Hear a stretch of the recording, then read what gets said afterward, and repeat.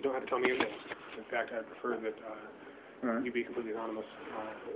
Okay. Reason being, the implications of what I'm about to ask you could be misinterpreted in that you heard a voice with your head. Yeah. I heard, the funny thing is I don't remember her name. I don't remember the name you gave me. I don't remember any of that. Well, this was like 8 years ago.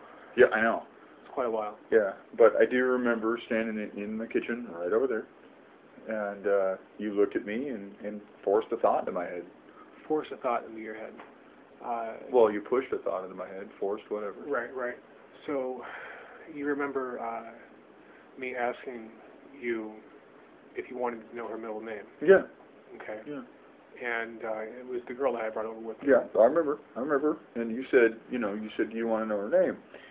And I said, are you sure? I think I said something about, are you sure that she's ready for this kind of parlor trick? Parlor trick, yeah. Yeah. Funny how parlor tricks are delusions. Right, exactly. Science, right? Yeah, well, that which you cannot quantify doesn't exist. Right. I didn't move my lips at all. Nope. Okay. You were standing right there staring at me. I was staring back at you.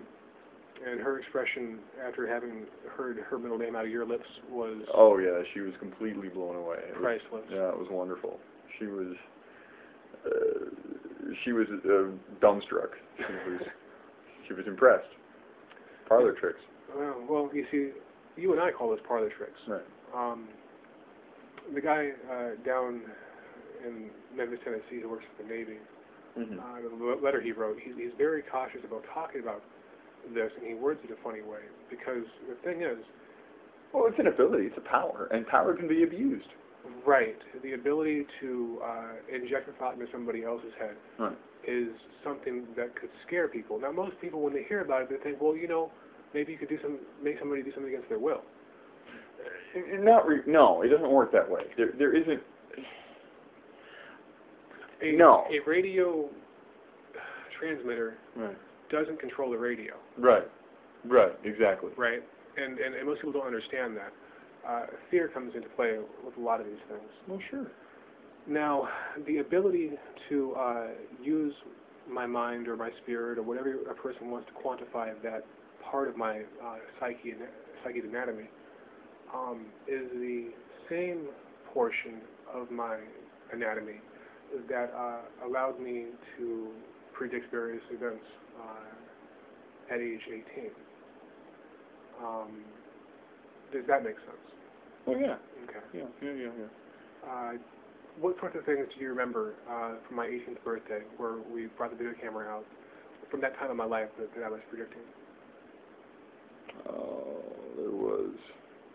We were talking about the further downward spiral of society as a whole, and certain abilities that would become manifest, ability to influence the world, the weather,